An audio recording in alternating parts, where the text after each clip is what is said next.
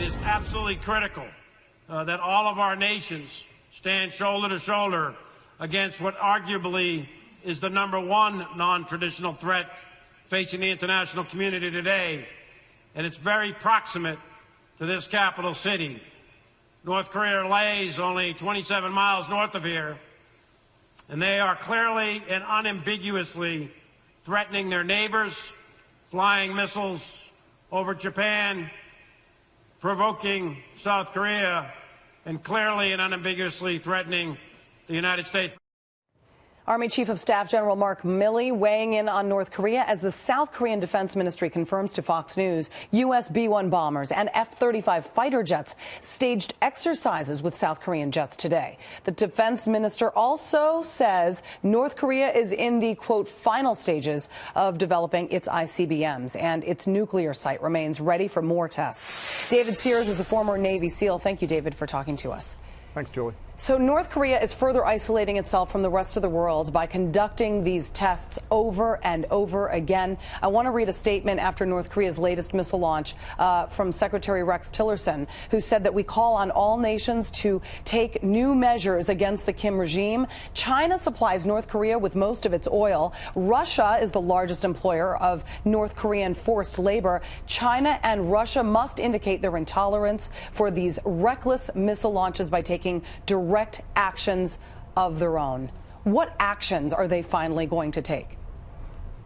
On the sides of China, China can clamp down definitely on the fuel. They can start sending a big message on the export of personnel and the worker parties that come across from North Korea. So China can definitely up the economic pressure without a doubt. Yeah, but they haven't, and they've known that that's what they need to do in order to get North Korea to listen. And the toughest sanctions ever need to be implemented, because neither sanctions nor talk have ever worked with North Korea. So then what do we need to do to demonstrate beyond that with regard to our missile defense program, for example?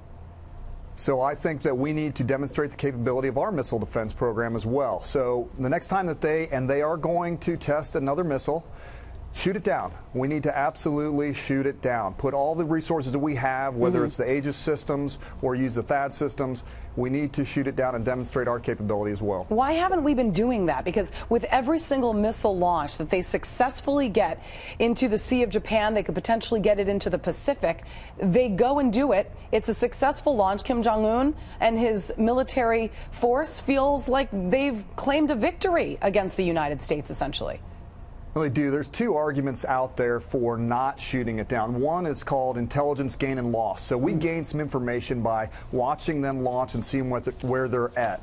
But on the other side, North Korea also gains information as well, too. So I think we know where they're going, so I discount that argument. The other one is, what's the capability of our system? Do we have total confidence in it? Can it shoot it down? I don't really care, to be honest with you. If it fails, that's okay with me. Let's fail now so that we can learn when we have to use it, it works, and we can improve it. Because we heard about THAAD and its missile defense program, and they were conducting these tests, and they unsuccessfully shot down one of a couple training missions. And the only way to really, truly practice and make sure we know what we're doing is to be able to shoot down actual missiles. Meantime, Japan needs to reevaluate its missile defense system as well.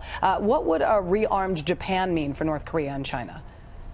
Well, definitely a rearmed Japan is going to start to pressure China into some kind of action. China wants stability in the region. That's why they're so against really applying the pressure to North Korea. They see the regime collapse as a big problem for them. So we have to also put on the other side the incentives. If they see Japan rearming, Japan and China have a long history that goes a ways back. That's going to pressure China into some action as well. Yeah, you know what Kim Jong-un wants? He wants to basically have the Korean Peninsula to be completely under his regime. But in order to do that, he has got to get the United States out of South Korea. How should we be further assisting South Korea to prevent what is happening, considering this week South Korean leaders will be meeting with the president, and, of course, the U.S. military and South Korea are working very closely together?